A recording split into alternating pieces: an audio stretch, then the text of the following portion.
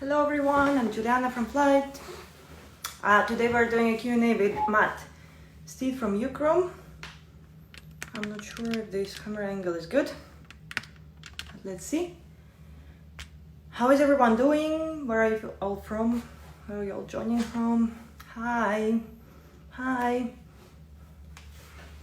Wow, many people.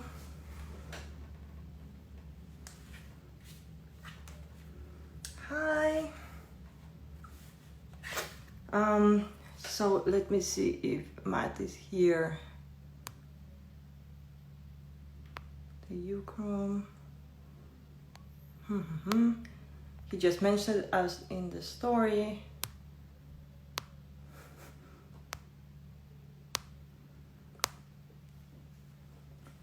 Guys, which hairstyle do you think I should do today? Do you think I should do like this or a ponytail? I'm not sure for today because yeah, it's that day today. Okay, let's go.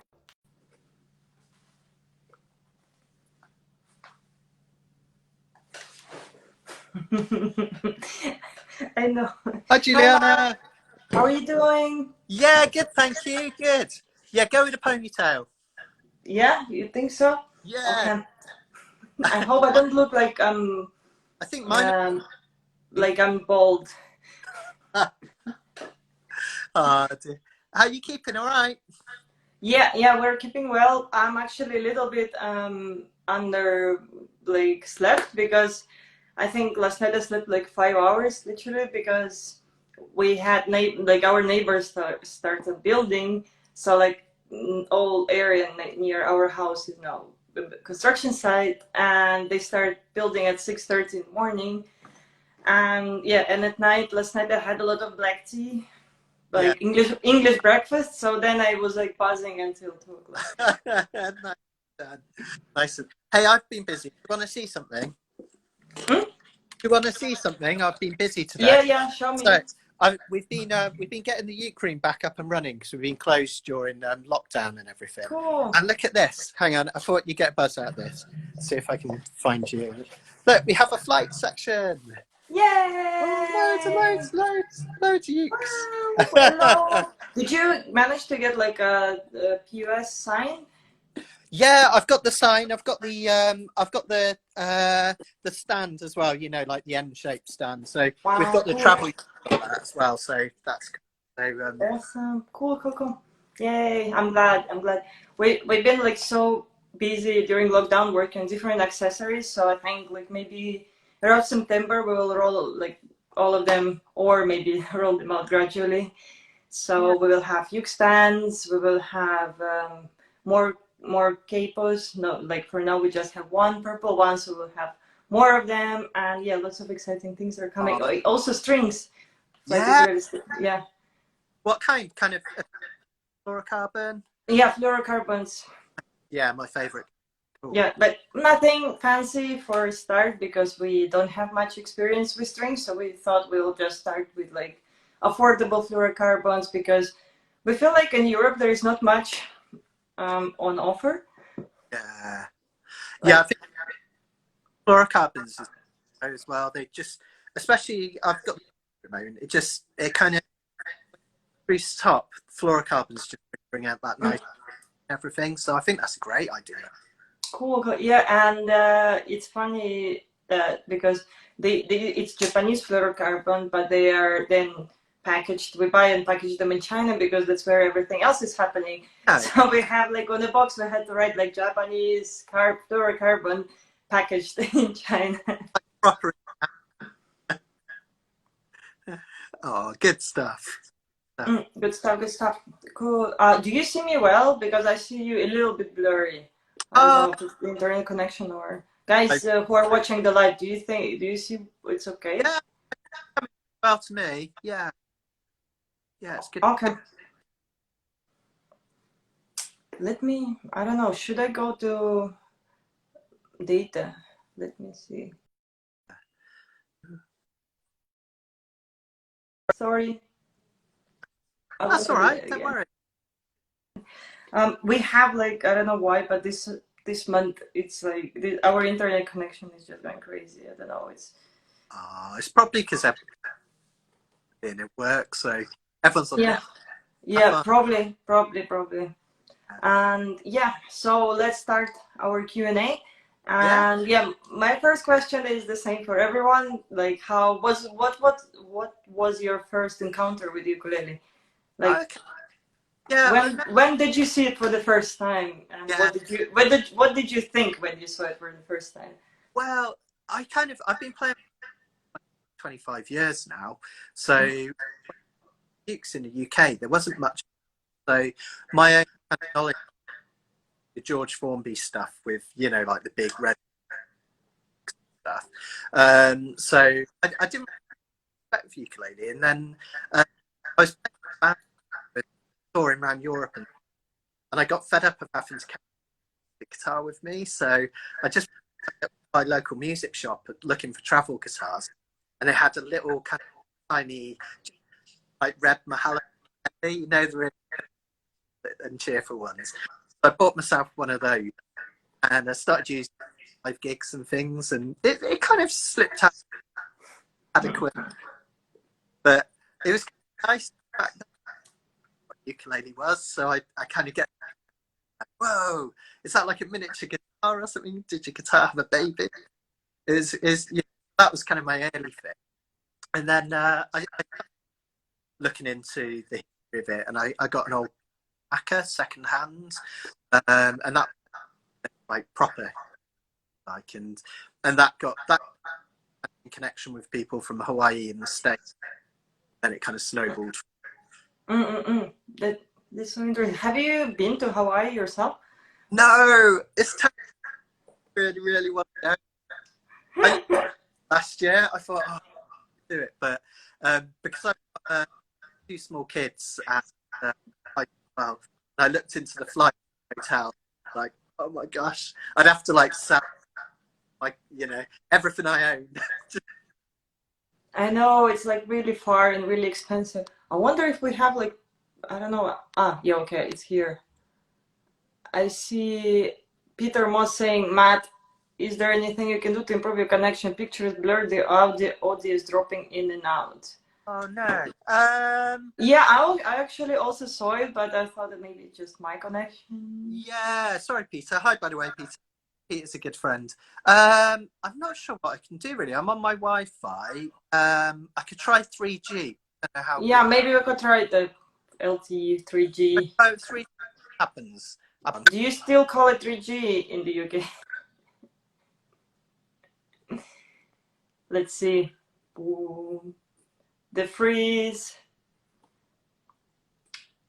Please work. Hi guys who are joining the live. Okay, now Matt has left the building. I hope he'll be back. Please don't leave us.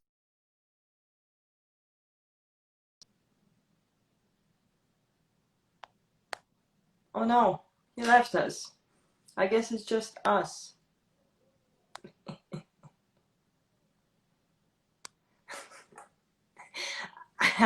Peter, I was actually born.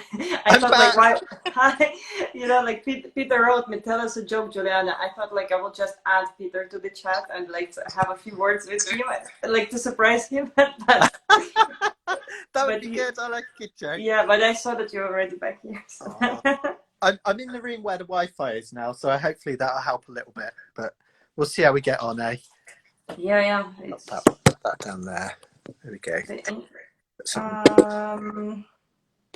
So yeah, I think my next question was about like Hawaii and that thing, but yeah. Oh, people want music.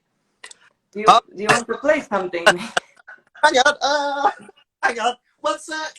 I'm still here. Okay, what kind of joke do you want? Actually, are there like any ukulele jokes? Because I don't know that many. There is like this joke where guitar says "You come, your father," but I don't really get it.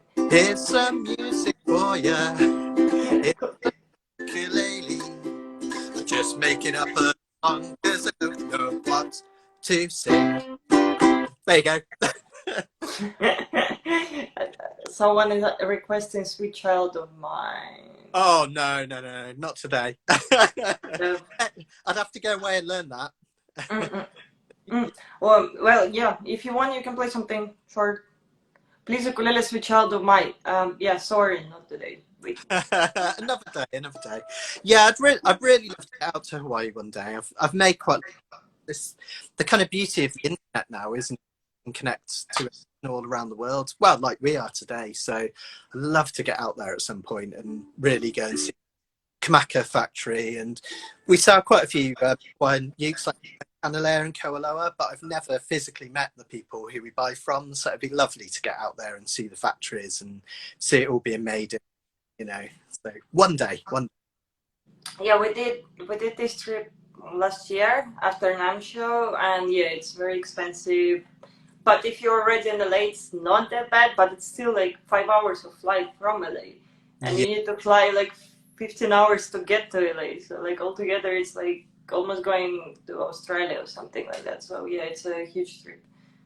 yeah.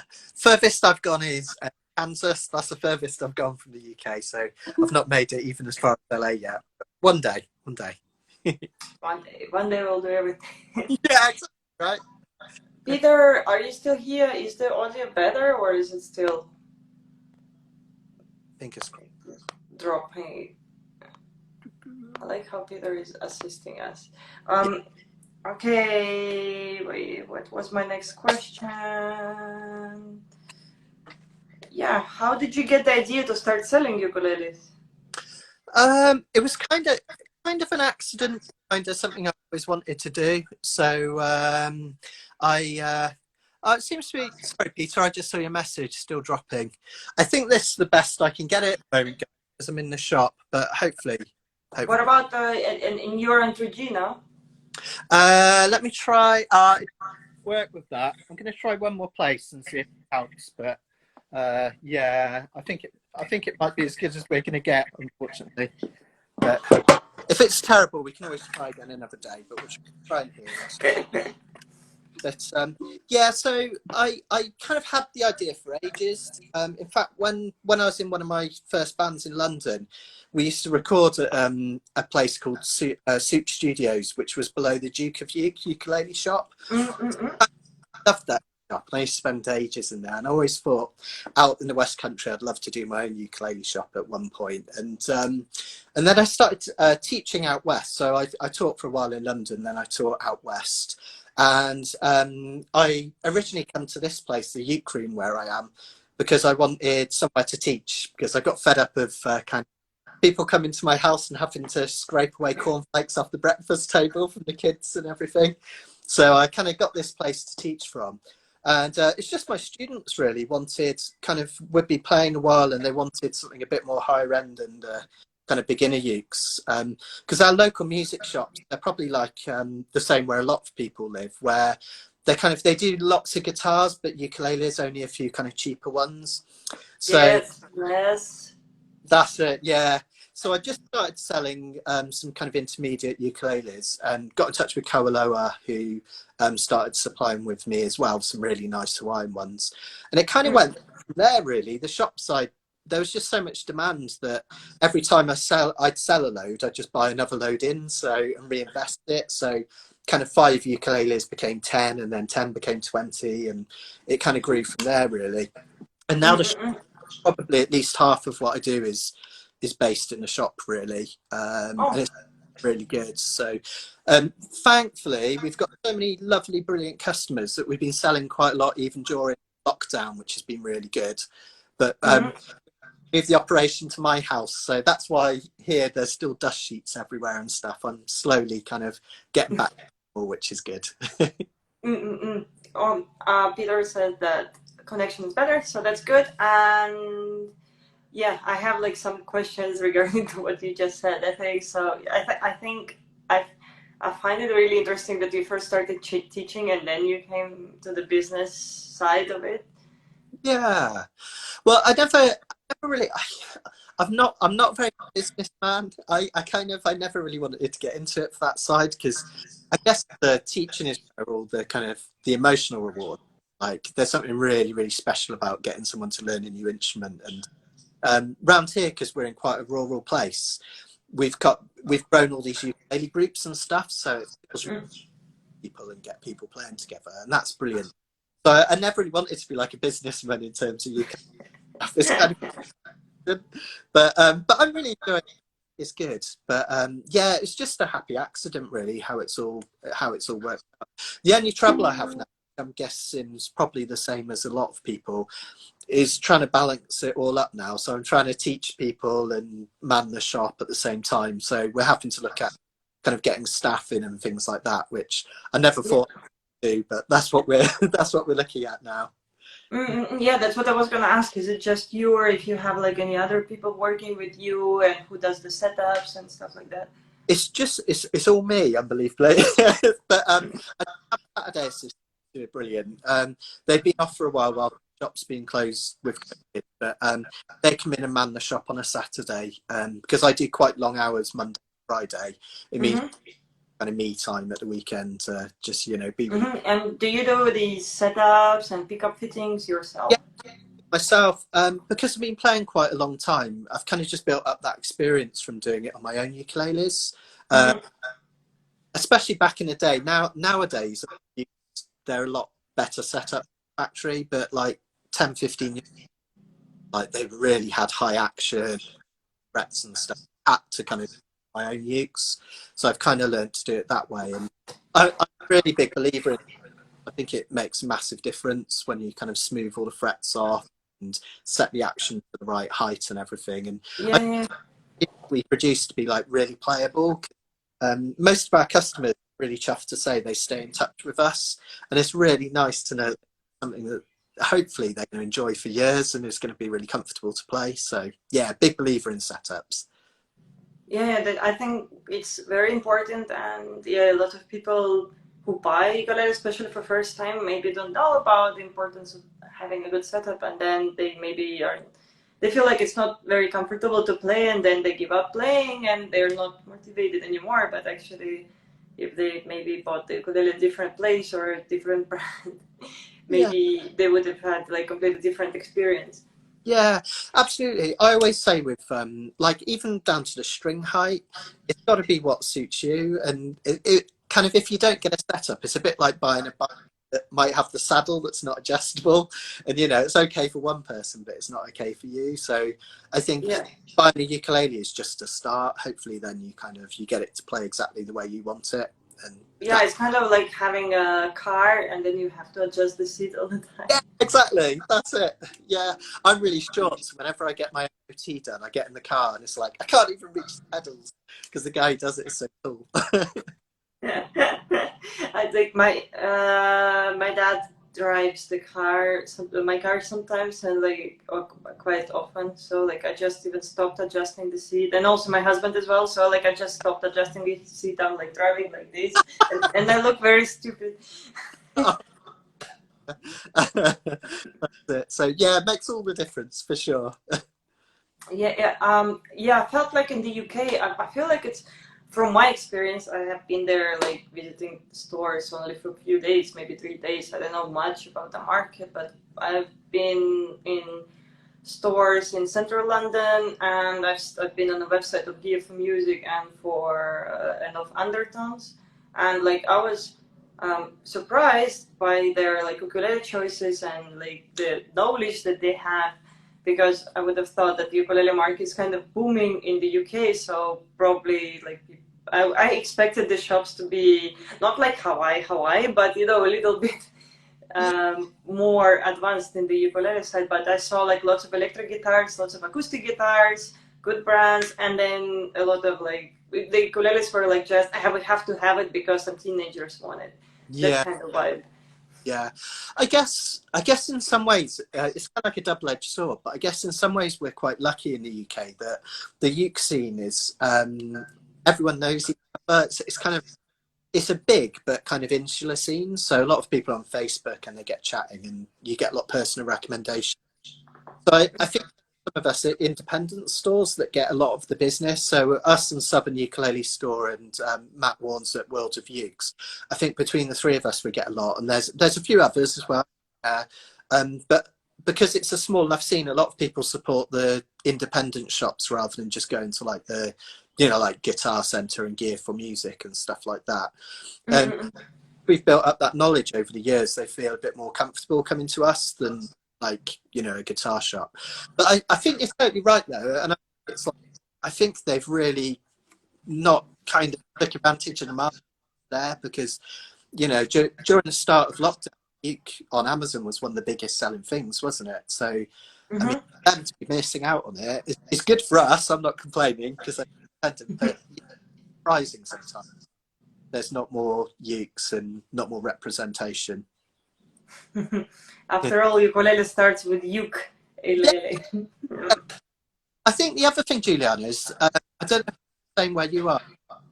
The UK kind of music scene with distributors and stuff, there's kind of a few big names that control a lot of it. So they tend to all stock the same brands. I think for a lot of uke makers, unless they're like, Fender or something like that, it's quite hard to get in with stores. Yeah, I know what you mean. But I was just surprised, like Undertones got awarded now for being the best dealer. And then I go to check their ukulele selection, and it's like completely Mahalo only. Yeah. And I'm like, but why? Yeah. Oh, so it's them that's missing out. Yeah, so like it looks like they're like maybe a little bit behind the time, not catching up to the trend, which I would have expected, like of the store who is like on the front line of YouTube, all the development, I don't know, all the cool and modern things. I would have expected a little bit better lineup. But anyway, it's just me. I don't want to hate, I don't want to complain. It was just what I noticed about the uke market in the UK. Yeah. Is it different over in Slovenia where you are, just out of interest? Is it kind of, do you find Slovenia has used to have 5 big stores. Now 2 of them are closed. No, they got closed because of mismanagement. So now it's 3, and one of them is our partner store. So they have huge flight ukulele wall and some other brands that we recommend. And I don't know, but there are no high-end ukuleles yet. I mean, there are no Hawaiian brands or stuff like that. So if people want to import that, they have to import it from abroad or bring it from abroad. Because I think the stores are a bit worried that if they buy it, that they pay a lot of money for the ukulele, and then it's stuck on the wall and nobody buys it, then it's kind of, wasted money or frozen money. Yeah, absolutely, yeah. And all the insurance and stuff of having to have that in, I guess, But yeah, it's a shame. We sell quite a lot to Europe, so I'm guessing because of that, maybe the UK is a bit of a hub. So the Hawaiian ukuleles come through people like us and Southern Ukes, and then they get sent out to Europe, I guess, which is good. I just hope the Brexit thing doesn't affect us too much. I hope Yeah, it's kind of nobody knows what's gonna happen. I know it's going to happen at the end of the year, but I don't know what exactly is going to happen. To our shipments which we're sending to the UK. Yeah. Will we have to do export papers? Will they have to do import papers? How it's gonna look like? And it's just. Oh, it's a headache, isn't it? Yeah, and I feel like nobody knows. Yeah. So it's the Brexit is going to happen, but how the customs and documentation is going to look like after the Brexit, nobody told anyone. But anyway, I kind of feel with COVID and everything, nobody knows what it's going to be like next week, let alone the end of the year as well. True. True. We've just heard the news that now from tomorrow we will have to wear masks in stores again. Right. So a few weeks ago, they said we didn't need to wear masks in stores, when we went shopping or in I don't know, in buying food. But now from tomorrow again, but which I don't have much against it, because I like my black mask, and I usually just go out from the house just to the shopping for an hour maximum, and then I come back home. But I can feel how annoying it can be for people who have to be in a mask the whole day. It's so hot at the moment as well, isn't it? So yeah, just make it hard. It's summer, it's June, it's hot, and then they have to be in a mask. I'm oh no, I don't want to be working in the store this time, because it's just so many changes, so many things happening. I just hope they will not close the stores again because I don't know. It's just so many changes, but let's see. Yeah, totally. Wait and see what happens. Let's see. So I think one of my questions was, what are your demographics? Like, do you have like a type of person who buys from your store? I wouldn't say necessarily. I mean, in terms of teaching, it tends to be a lot of retired people because they've got a lot more time to come. Because I mostly teach during the week, so we do teach a lot of retired people, sort of 50s, 60s, 70s. But online, it's quite you never quite get to know. Unless you get to know the customer, we don't actually know necessarily what the demographics are that we're shipping to. But of those that I know online, there's a lot more of a spread than the people in the store for sure.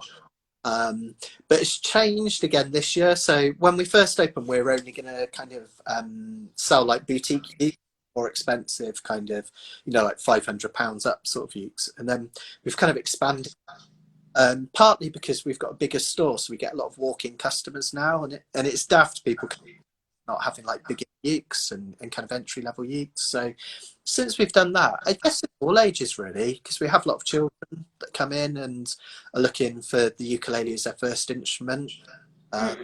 Really, I'd probably say around here, it's probably the main instrument that gets taught in all the schools, which is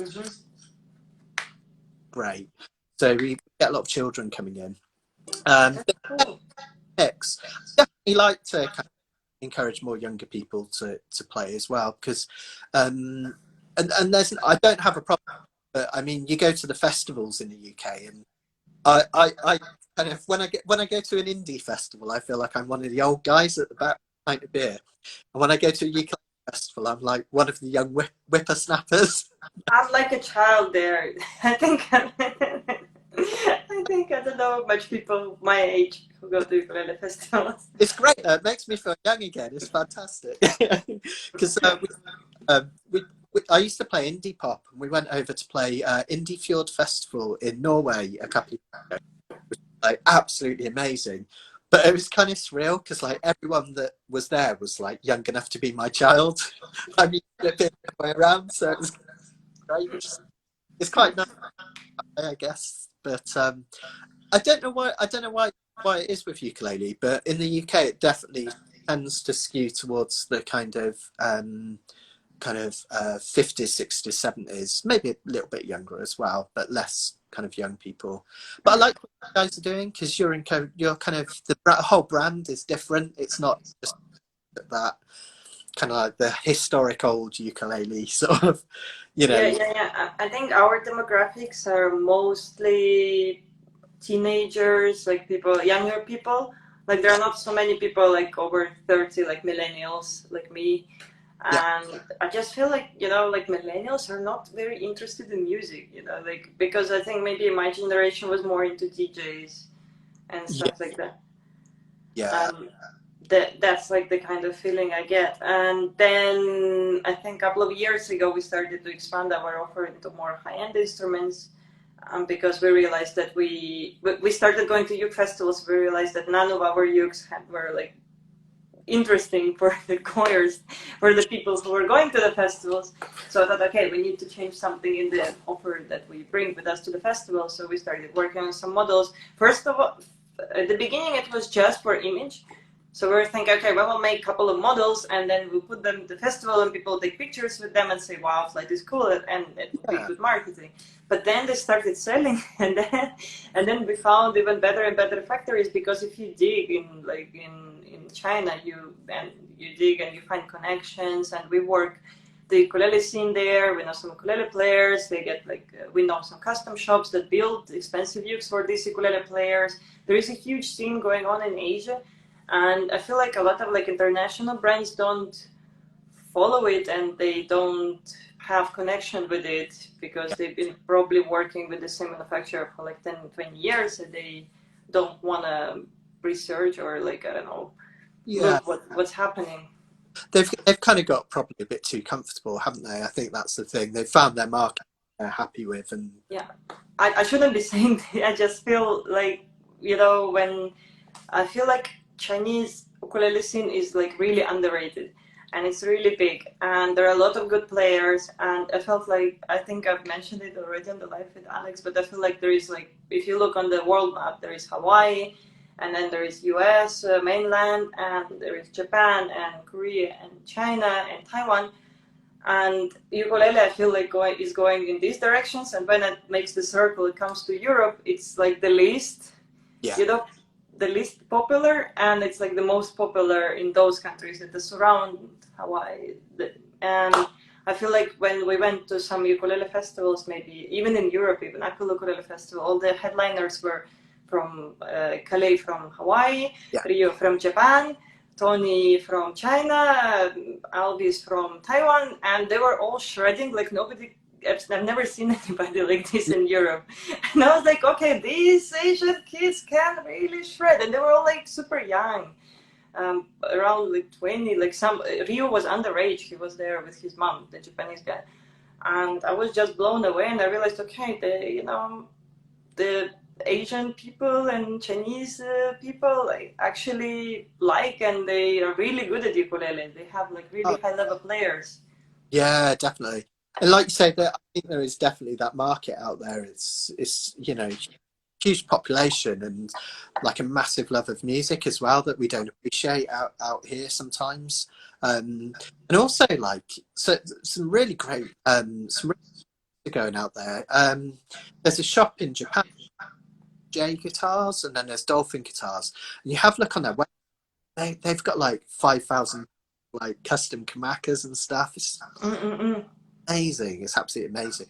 I'd love to teach out there. That's one of my dreams, is to go out to China and teach. And I'd love to do it right now, but I can't for many reasons. But I'd love to, because I don't want to like say too negative, because I want to keep it positive. But with COVID and everything, sometimes there's been a little bit of kind of racism towards Chinese made products and China. Yeah, I also experienced it, and I have to be quiet because I'm a brand, so I'm not allowed to express my opinion online because it can be always misinterpreted, and like, I don't know, there will always be people who don't agree.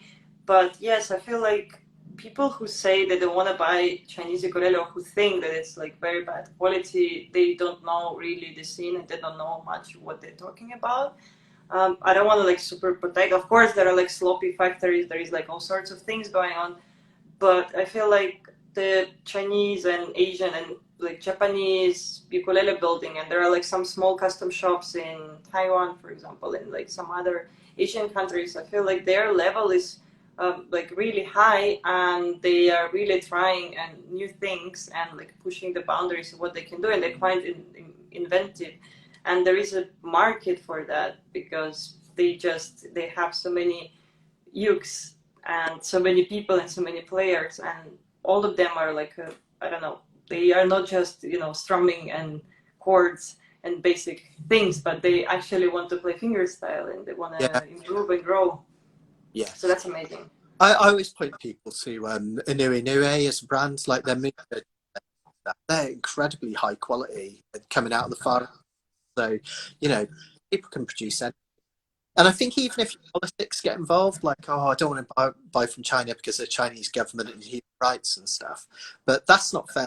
People that live there and work in the factories, their government are a small amount of people, and they're millions of people out there. So I think it's that government kind of will stop them buying something that's made in China because it's not fair on the Chinese people. So that's my tuppence worth. But to turn that into a positive, I'd love to go out there and teach and kind of make things during this time to show that it can be done, and I think that'd be cool. So maybe next year. Yeah. I think for sure. Like, they love foreigners. They love like people with our look and with white skin and like light hair, and they're like crazy about it. And yeah, I'm sure you would be a very popular teacher one day. if they can understand you. Yeah, that's the problem. There's a lot of people in England that can't understand me, let alone China. Oh, yeah, true.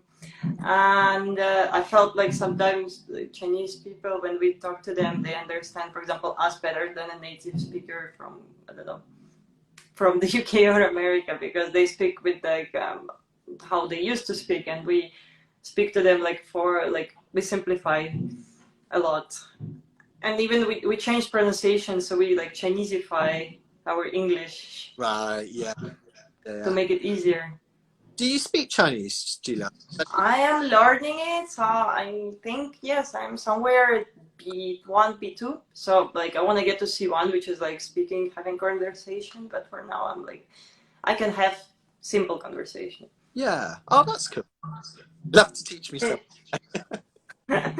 Someday. But like we have to also learn some stuff around work. So yeah, we learned the words like quality requirements, the sound quality, Yeah. you know stuff. Production time, the MOQ, stuff like that. Yeah. Oh, good on you. But yeah, coming back to the factories, I think there was one thing that I wanted to mention was another thought that I had was, for example, in all the good guitar factories, like the well-known guitar factories, are based in US. So the Fender and Martin and Gibson, all there. So they have like long history, and they have probably the best guitars over there. In if you want to buy high-end acoustic guitar or electric guitar, the US is like the place. But I feel like for ukuleles, okay, you have Hawaii, but I feel like China is actually not so bad at all, because they have the ukulele scene and they have a lot of music. So I feel like music that you play on electric guitars, music they play on acoustic guitars is big in the States and it's big in Europe. So that's why people know and can build it. Or for example, classical guitars from Spain. Yeah. But in China, the uke scene is good, and they have lots of high level players, and I feel like it's pushing the whole scene and the whole ukulele development That's good. forward. That's really good. For sure. I feel like it's connected like to the local scene, what people in the country play and what people listen to. Yeah. Absolutely. Yeah. No, that makes sense to me. A lot of products from China, cheaper copies. I understand it like the one that kind of didn't the exact specification. Yes, a lot of products of China, cheaper copies, but then there are lots of new products that are quite inventive and imaginative. And I don't know, I'm using this app every day called TikTok, which is Chinese, and I'm using an app to learn languages called italki, which is based in Hong Kong. And there are lots of other brands and things that they use, and they are from China, and they are good and inventive, and they have like good, I don't know, good brand image and design and stuff. And I think China is like already past that age when it used to be very crappy and old. Totally agree. But yeah, sorry, we kind of spent too much time speaking probably about China. But I feel like I'm learning Chinese language now, and I feel like sometimes like almost like, I don't know, almost like feeling when somebody says, "Oh, it's a Chinese yoke, it's not so good quality," and I tell them, "But you don't know the Chinese scene in like the ukulele scene, how it is there. Like I've been to some ukulele festivals that they make, and I've seen some photos, and I've seen that, for example, like Akale and Corey Fujimoto, that they go on tours around China teaching ukuleles, and yeah, definitely it's changing, definitely all the time. Hey guys, how are you? We are doing well. How are you? We are talking about the ukulele scene and ukuleles in general. I hope it's interesting for us. Sometimes when I'm having these lives, I have a feeling like we're having a phone call, like just FaceTime. And I kind of forget that there are people watching, and then it will be uploaded to our IGTV, and then everyone will watch. And then, like, after I say something, I sometimes say, "Oh, maybe I should have kept that to myself." I do that with Skype sometimes. Sometimes because people record my Skype lessons, and I sometimes forget, and they'll go off to go grab a sheet of paper or something. I'll just be like, something like that, or I'll pick my hair or something. Oh no, I recorded that. Or like pick your nose. Yeah, exactly. Cool. I think my next question is, what do you look for in ukulele when you decide to stock one? A few things really. Sound is the most important. Like if it doesn't play well and sound good and have good intonation, that's like the baseline, isn't it? You really want to get really nice sounding uke. So I check the intonation to make sure that it doesn't just play nicely down here, but also, you know, when you're playing things right up there, make a big difference. So yeah, sound quality is probably the most important thing that I start with. But I've come to love like innovative put my back in innovative designs. There it is. I told you I couldn't speak English. So like I love on your like the beveled armrest and Mm-hmm. it just looks different, you know, and it's kind of a bit more interesting. We talk about 150 ukes and like the traditional Hawaiian ones are lush. You know, don't get me wrong, I love them. But when you've got like an unusual thing like headstock or something, like it makes it stand out. So I think that's really important as well. Just gonna pop that down. So something a bit different and unusual is really important. We're doing with our own like full ukulele brand thing with forest ukes here, and I've chosen like a really unusual diagonal design on the headstock. So I just want something different that stands out. So that's something as well. And then just build quality is really underrated, but like really important. So checking that the frets are all level and nicely rounded off, that, you know, the neck's straight and that it's well built. There's not too many tooling marks, things like that. It's really important. Do you have like any wood preference or shape preference or size preference? Yeah, I mean, if I could have one ukulele in the whole wide world, it would have a soft top. I really love soft tops, so like spruce or cedar, redwood, things like that. Mm-hmm. It gives the uke a really nice tone, and it gives that kind of modern sound. And it's something I've noticed in ukuleles over the years, that we've gone from wanting that classic iron sound and tone to slightly more guitar-like tones. So I think a lot of the modern players tend to play like soft, something like a spruce top, and then a high size like rosewood or walnut, and it gives that kind of contemporary sound as opposed to traditional koa sound. A bit more open, a bit more projection, and stuff. So that's what I'm for. I really like ukes with a big lower bout. That's my koa bout, which has got quite a nice kind of big roundabout, because I think that helps tone and sound as well, and it adds like the bass notes to it as well, which is really nice. So I kind of like a big roundabout. Yeah, I think that's most things really. I tend to go fluorocarbon strings on my ukes. I like nylon, and on certain ukes it really suits them, but I just like the sustain that you get from a fluorocarbon string. You kind of play a chord, and it kind of just keeps going. I like the chime that is like so chimey and like and That's it.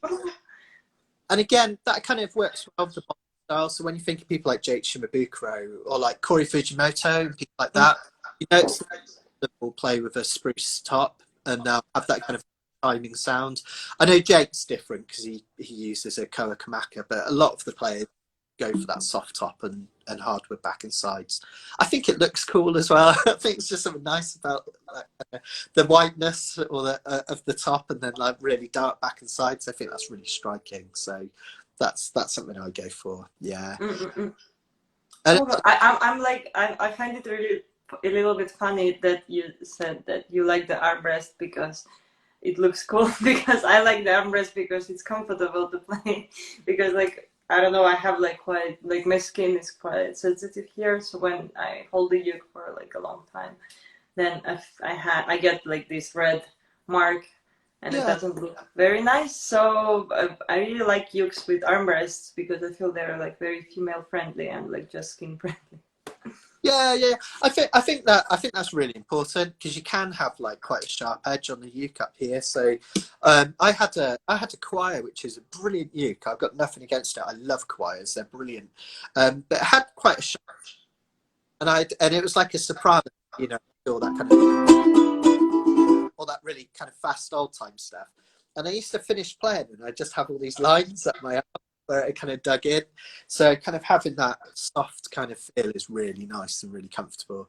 And it's another thing I like is when ukes have kind of a chamfered edge, you know, not just the bevel, but even all around the kind of the edge. It just feels more tactile to hold and really comfortable, which I like. But there's an element of it just looking cool as well. Like, I'll show you one I've got over here. Hang on. This is by a cool guy that builds in Italy called Genie. Yeah, like, I met him. Yeah, he's a cool guy. People quite often ask about this, like, what's it for? And it's like, well, it does kind of provide access to the upper frets. And it means that yeah, we have some models with these scalloped cutaway as well, like Victoria and Spirit and Mustang. Actually, all of them are in stock from today. Yay! Today the container arrived, and tomorrow we'll go and have a look at it and see all the pretty ukes. So we're like super excited. Oh no, that's fantastic. Yeah, we've been waiting for Soundwave since like I think forever, since beginning of the year. Oh, those the sound waves are just like I can't get. It's hard to keep them in stock because people love them so much. It's brilliant, but that'll be great. Yeah, I'm really looking forward to more in. We've actually got a decent amount in at the moment, but I'm hoping to get more for when we reopen because yeah, we have them in concert size now because before they were on the antenna.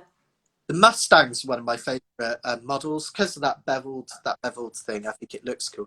But what I was going to say about Marco's, but it's the same with the Mustangs, is that after you've said all that about it being for clawhammer and stuff, it just looks cool. There is something about it just looks cool. Like it makes yeah, I think so. Yeah, an element of that as well. And the Mustangs, they just look really cool because you've got not just got the bevel, but you've got the very nice orangey woods as well, and then the fretboard. Yeah, the fretboard is acacia, and not many people use acacia for fretboard. Yeah, it kind of reminds me of the old Ukuleles because they used to have koa fretboards. I like that. It's kind of, I was a bit disappointed when I went to kind of rosewood one. I know what they did because they're more hard to wear in, I guess, and stuff like that. But the acacia just looks so nice and it feels so good. It's cool. We have some questions in the chat. Love from India.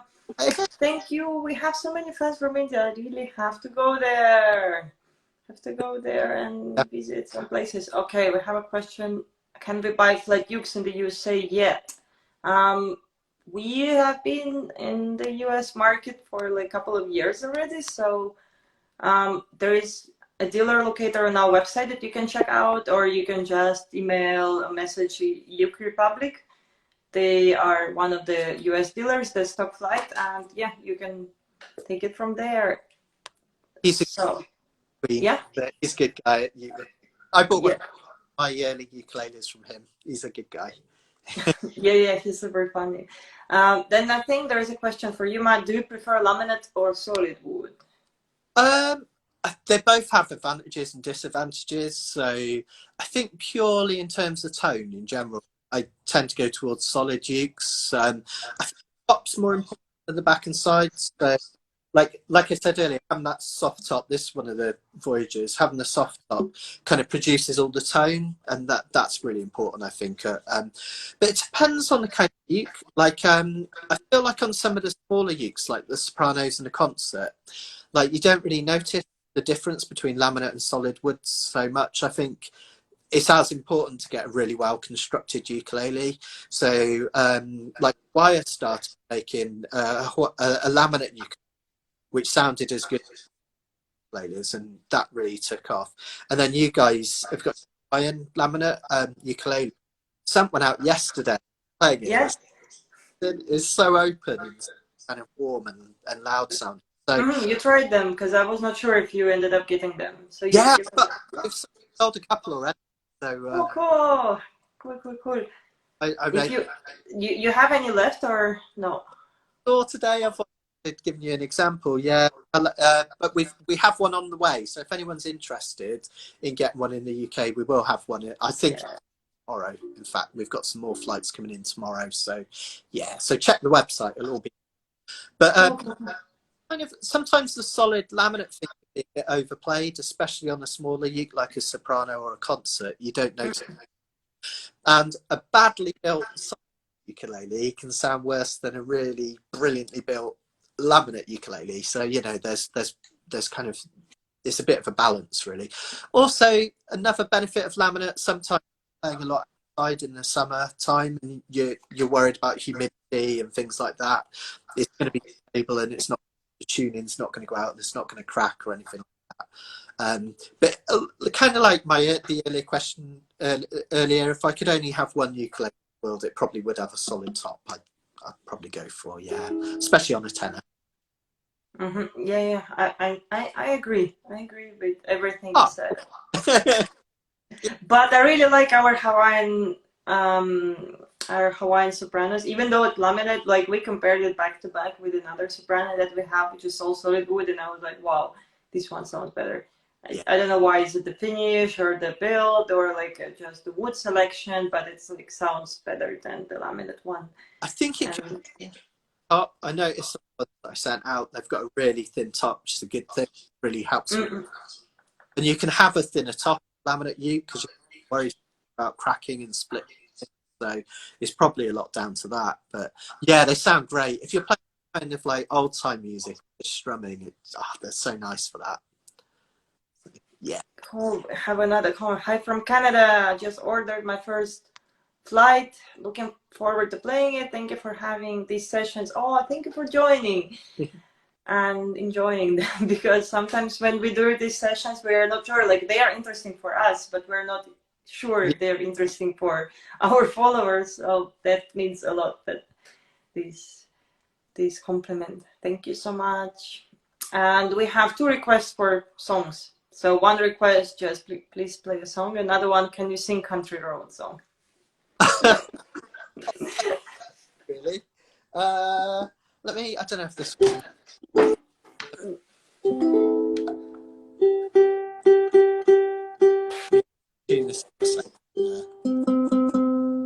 So this is new out the box.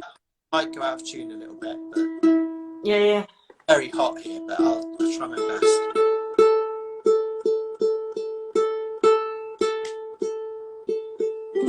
There we go. Let me just play for a second. So.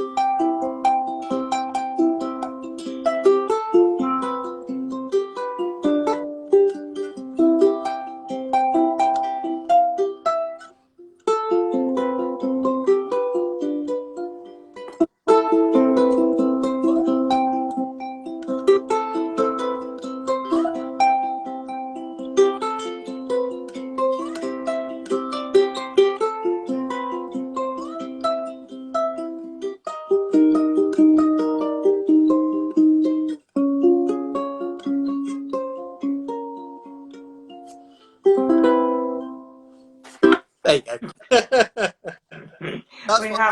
we have a hard smiling. So just okay. There's a comment asking if you can play a song of Ed Sheeran. Oh gosh, I don't know any Ed Sheeran. That's terrible, isn't it? I should do. I teach Ed Sheeran all the time, but I can never remember it. You know, I was telling my husband today, I'm gonna have a live today, and he said, with who? I said, with Matt, and he said, you already had a live session with him because we have Matt, Uke, the YouTuber. And I said, no, different Matt, the ukulele shop, the one that looks like Ed Sheeran. I bet. And he said, yeah, I remember that one. I know. I tell you what, though, you can. If anyone wants to ever learn Ed Sheeran, almost all his songs use the 1-4-6-5 trick. So he tends to play a C, followed by a G, which is the 5th chord in a scale, followed by the A minor, which is the 6th, followed by the F, which is the 4th. And it's the same as like so many other tunes. So like. What's that? I won't hesitate no more, no more. I cannot wait. The lipstick stains. On the left side of you. It's like every song from the last 10 years ever. So if you ever want to C, G, A minor, F, 1, 6, 4, 5. There you go. Then you can play all the Ed Sheeran yourself. Oh, Peter is still here. Oh my Hey god. Peter, I'm yours. Thanks, mate. I'm yours too. Hi, Santa. Hi, guys. Okay, I think our time is like almost up. I think we have 5 minutes left, but I still have two questions. When did you first hear about Flight? And would you say that Flight's online presence is driving customers to your store?